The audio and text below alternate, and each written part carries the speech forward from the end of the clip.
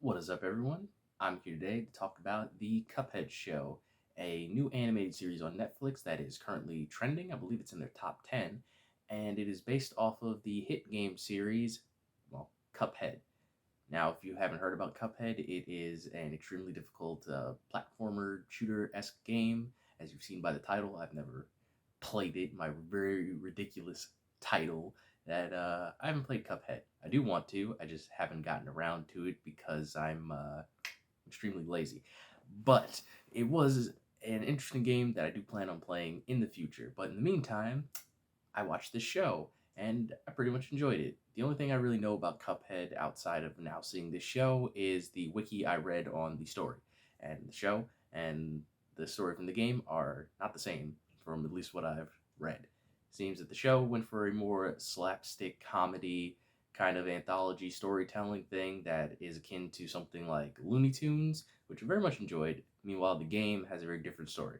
The game, from my understanding of what I've read, is that Cuphead and Mugman lose their souls to the devil in a gambling match, and then they go off and start killing people to turn their souls into the devil in order to get their own souls. And then at the end of the game, you can either just give them the souls that you've taken and you become like the devil's minions, or you can fight the devil and kill him, and then I guess everything's fine. So that's what I've read on the story of Cuphead. But more on the show, doesn't really feel that way. It's just like there are elements from the game. Like I have seen images of the bosses and everything like that from Cuphead. They show up like every other episode, at least from the ones that I recognized.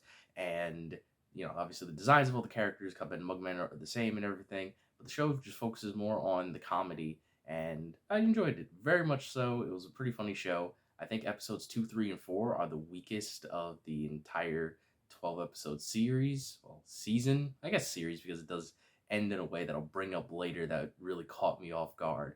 But out of the 12 episodes, they're about like 15 minutes each. Episodes 2, 3, and 4 were the weakest for me, which didn't really help because I watched episode 1, I enjoyed it, and going into the rest of it, I was kind of like, you know what, maybe this isn't hitting. Maybe they should just went for like a mini series kind of thing where they just went through a boss rush thing and fought everybody, which I personally would have loved seeing Cuphead and Mugman just battling all of these bosses like every single episode. That would have been really cool, especially because I would love to see something like that animated after seeing Castlevania and the show Glitch Text.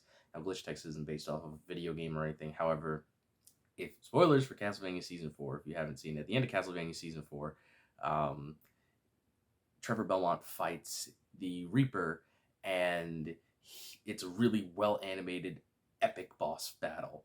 And then in Glitch Text, you have the two main characters battle against a pseudo Dracula. Essentially, they go into a world that's similar to Castlevania, and they have a huge boss fight against them. It's like well animated and everything. So I would love to see, Cuphead animated that way, where Cuphead and Mugman are just going and battling different bosses from their games to progress the story of the game.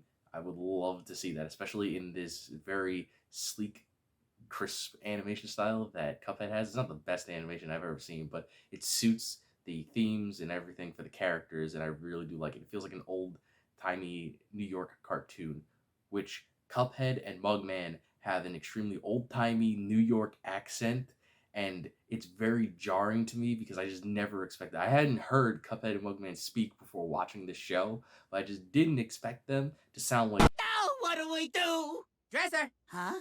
Dresser! What? Monsters? Real monsters? Oh, okay, so you sound like that.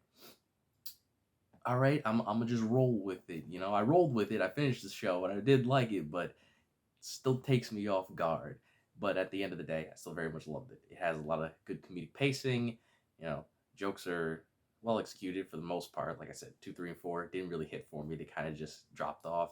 And you can disagree with me on that. It's my personal opinion. I just feel like those 3 episodes weren't that great in the grand scheme. I think the 2 best episodes, in my opinion, are probably the episodes with the devil in them that are towards the end of the season. The 2-part episode was really, really good, and I very much think it's probably the best 2 episodes of the entire season. And unfortunately for me, my favorite character The name's Chalice. Ms. Chalice. But listen. doesn't get introduced till the final episode of the show. I'm like, damn. And what made it worse, the thing that pissed me off the most is that Cuphead ends like a goddamn JoJo's episode. literally, the last episode of Cuphead hit you with the to be continued. The only thing that was missing was a freaking roundabout playing in the background. I was just sitting there like, oh, okay, yeah, it's good. Okay, yeah. And then it just. And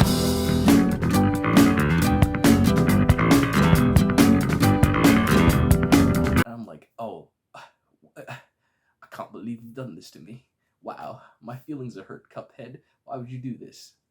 But all in all, I do recommend checking out the Cuphead show. As for playing the game, I can't tell you if you should play the game or not, because, well, I'm still working on that part myself. But I'll get there one day. Maybe you will too if you haven't played it already. And if you have played the Cuphead game and you want to yell at me in the comment section, then, well, I guess you can do that if you like. But, you don't have to. You just tell me to play it, and I'll be like, yeah. And then I'll probably never play it for the rest of my life because I'm that lazy.